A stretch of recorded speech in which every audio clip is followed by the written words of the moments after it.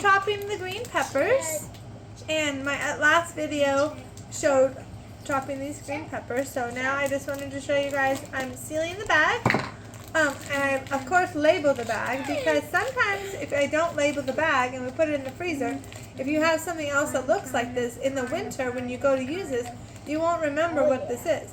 I have that problem with cabbage and onions. If we don't label those, they look so identical in the freezer. So because we chop them up and put them in bags, right?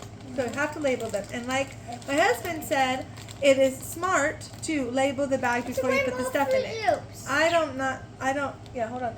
don't sometimes do that. I will label it after, but it is harder because sometimes the bag gets wet and it's bumpy. So definitely good tip, label it before you put the stuff in it. So there's our green peppers. Now we're going to quickly do the jalapeno peppers. Now I'm not going to use the chopper. I don't really like chopping hot peppers, but these ones I guess won't be too bad. Sometimes we grow really hot peppers, and I just will not touch those at all. My husband has to do that. I don't. He likes hot peppers. I don't.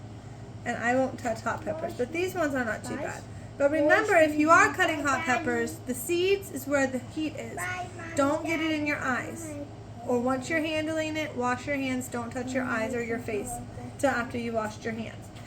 Maybe to some people, jalapeno peppers could be really hot. So just be careful.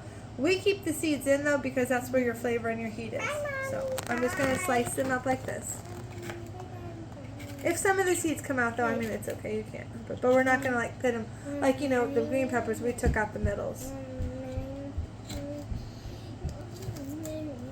So.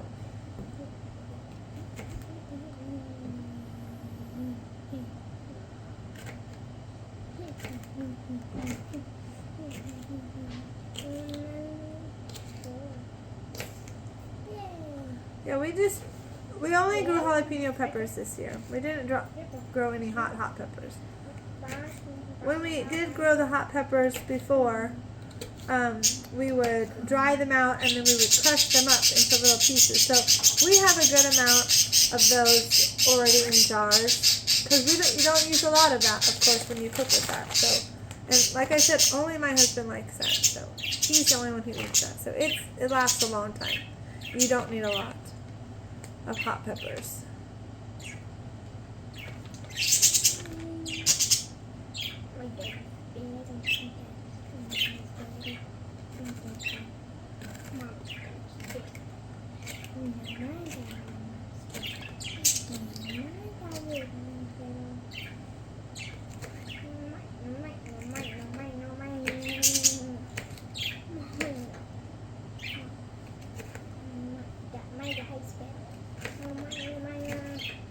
And we probably will not give these peppers the ends to the guinea pigs or rabbits. They would probably get a really hot mouth. They would not like that.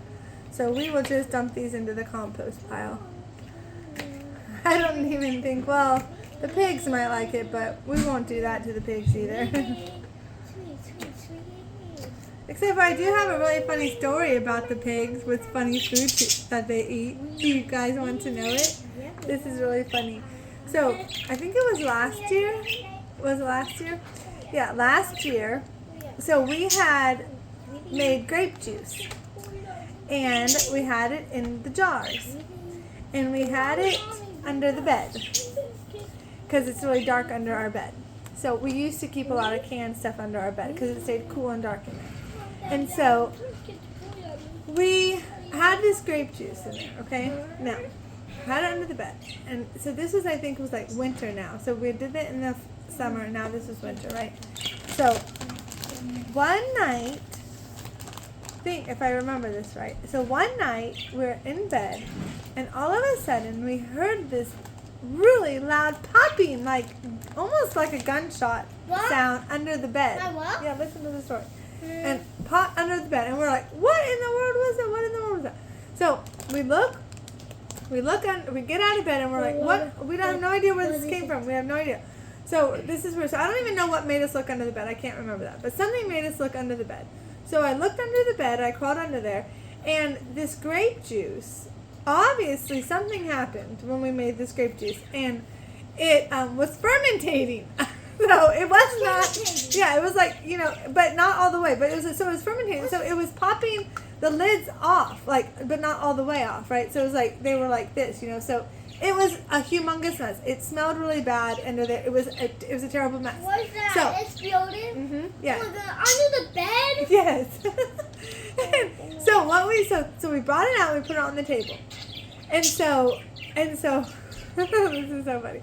Okay, so it's not funny at the time, but funny after the fact. So my husband was like, I think this is fermentating. And I was like, yes, I think it is.